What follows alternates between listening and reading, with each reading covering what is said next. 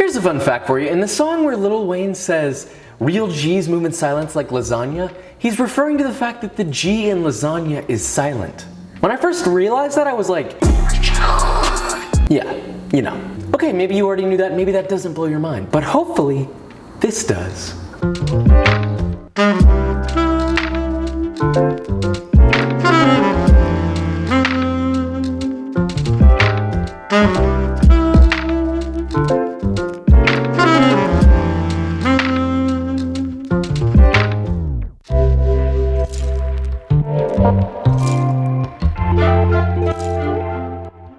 So really quick, just before we get started on everything, I have to stop us and just say a humongous thank you to all of you guys for the massive support on the last video that I uploaded about me leaving the restaurant that I was at. I honestly was not expecting a response like that. First off, we just hit 300,000 subscribers.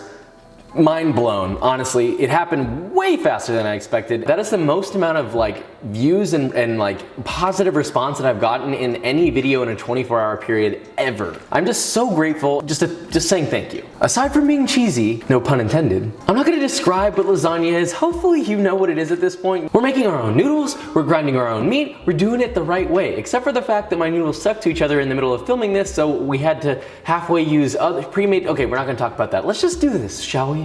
When you make lasagna, the first thing that you always make is the sauce. It takes the longest and you can do it up to 3 days ahead of time. Plus it tastes better after a day in the fridge. So in order to make that, you're gonna need 1 pound or 450 grams of ground beef and 1 pound or 450 grams of ground pork. Now I decided to do that myself because I just got this new grinder attachment. If you wanna know where I got it, the link will be in the description. It's actually surprisingly cheap. For grinding the beef, I just basically used a chuck roast cut up and just put that through the grinder. And then for the ground pork, I ended up using pork shoulder. More specifically, Boston butt, just sort of cut up and, ground. Now, if you do grind it fresh, just make sure to knead your meat for about a minute and... that does not sound good. Just make sure to knead it so that the fat's emulsified in there. That's it. Then heat a large, heavy bottom pot over medium-high heat with enough oil in it to coat the bottom of the pot. Now we want to get a nice browning on this, so to do that, you're going to take about half your meat mixture or so, and you're going to pat it into a large, thin patty, and place it in that pot. Make sure the pot is super, super hot.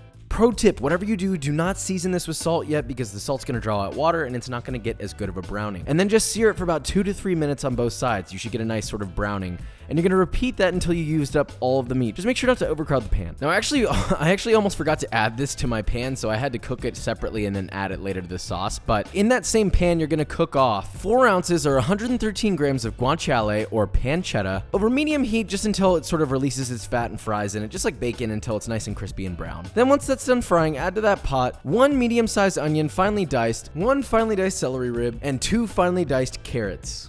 Give that a little stir and then just let that cook and saute over medium heat for about 2 minutes or until all the vegetables turn translucent and begin to soften. Then add 3 tablespoons or 60 grams of tomato paste, give that a stir, and then just cook that in the pot until it just begins to stick to the bottom. Then add 1 cup or 236 milliliters of white wine, or just water if you don't want to use wine. Give that a stir and let that simmer until it's reduced by about half, and then add 1.5 cups or 354 milliliters of chicken stock. I had some frozen chicken stock, so I had to improvise here. And then 1 17.6 ounce or 500 gram container of crushed tomatoes. Add your meat along with its juices, then just let that simmer for about 1 to 2 hours or until it's nice and reduced and mostly meaty. You don't want it to be super runny, otherwise you're just gonna get a really liquidy lasagna. So you want something, hearty and meaty. Also, towards the end of the simmer, I kind of like to use a vegetable masher just to crush everything up and get it super, super fine.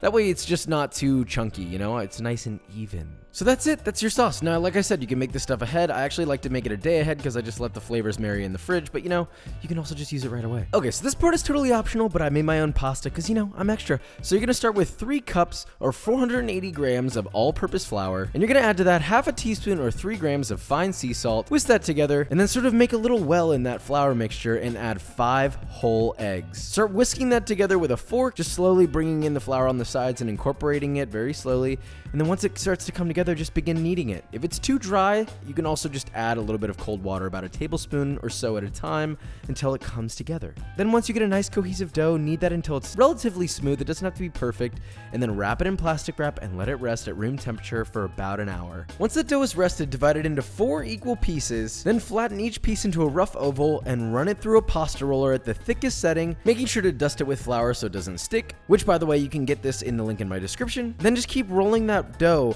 on a thinner and thinner setting, one notch at a time, until you either reach the thinnest setting or it's thin enough that you can see your hand through it, like whenever you hold it up to the light. That's sort of what you're looking for. Now you might be thinking, well, why make my own noodles? But there's a huge advantage to making your own noodles, which is you can cut them to whatever dimension you need them to be, so they'll always fit the pan perfectly. And of course, quality control. But I will say that don't stack your noodles like this, because let's just say that I kind of left them like this a little too long, and maybe they all stuck together, you know, and I ended up having to use pre-made noodles anyway, so don't do that. Okay, so if you're using noodles that need to be boiled or the fresh made ones, you're gonna go ahead and get a pot of boiling water and season it very generously with salt. Now for the fresh pasta, you're only gonna blanch them in that water for about 10 seconds, pull them out, and then immediately drain them and use them. They don't need to be cooked very long because they're fresh. Now for dry pasta, you just want to cook it until it's very, very al dente. You want it to be underdone. But honestly, you can also just get away with using lasagna sheets that literally cook in the oven in your lasagna and not have to blanch them at all.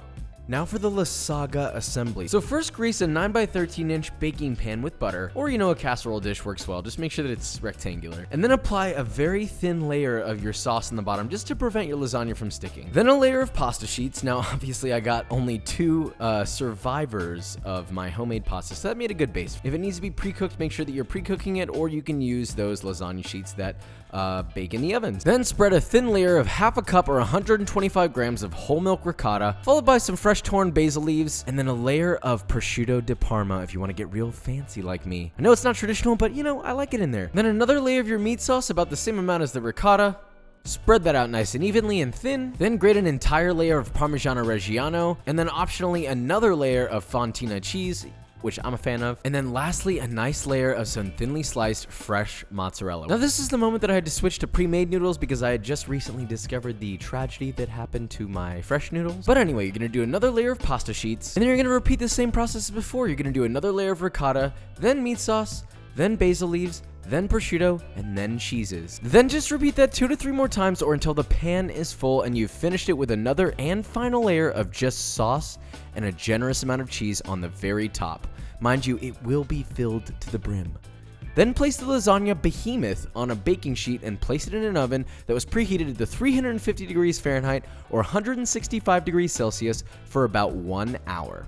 Or until the lasagna is nice and brown on top and bubbling slightly. Then, and I cannot stress this enough, let it rest for 20 to 25 minutes. If you cut it while it's still hot, it's gonna be a sloppy mess and you don't want that. Trust me, you don't want that. Once it's all done and rested, you know what to do. Just do what Garfield does and go ham on that hoe. But you wanna know what else Garfield does other than enjoy Lasagna?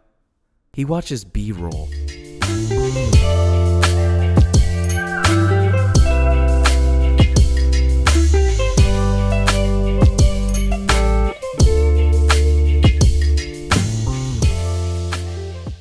Alright guys, and that is it. So lasagna, we made it, we did it. It's honestly really easy. Once you do it for the first time, it's surprisingly easy. I don't know if you guys noticed, but I'm starting to shoot in the proper frame rate. Well, actually I'm shooting at 30 frames a second, so I should be shooting at 24. I know people have been complaining about it.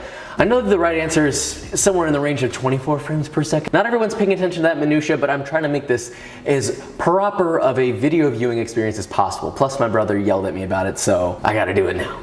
Working for myself now is, I can't describe how it feels, honestly. I'm still sort of adapting to this feeling. And it feels amazing, only good things, but I'm having a hard time formulating into words because I'm literally still kind of figuring out how to set up my schedule properly, but this is because you guys have been supporting me. I don't know how much more to express how grateful I am for this. So anyway, I'm not trying to turn this into any more of a cheese fest than it already is. We've been making Lasagna references, cheese puns. It's a good time to be making lasagna or Lasagna or however you want to make it. But either way, if you enjoyed this video or you learned something, leave a like, subscribe, and I will see you next time. Oh, and also don't forget to follow me on Instagram and Twitter and all that jazz. It's in the description below. Shameless, you're welcome. Anyway, see you later.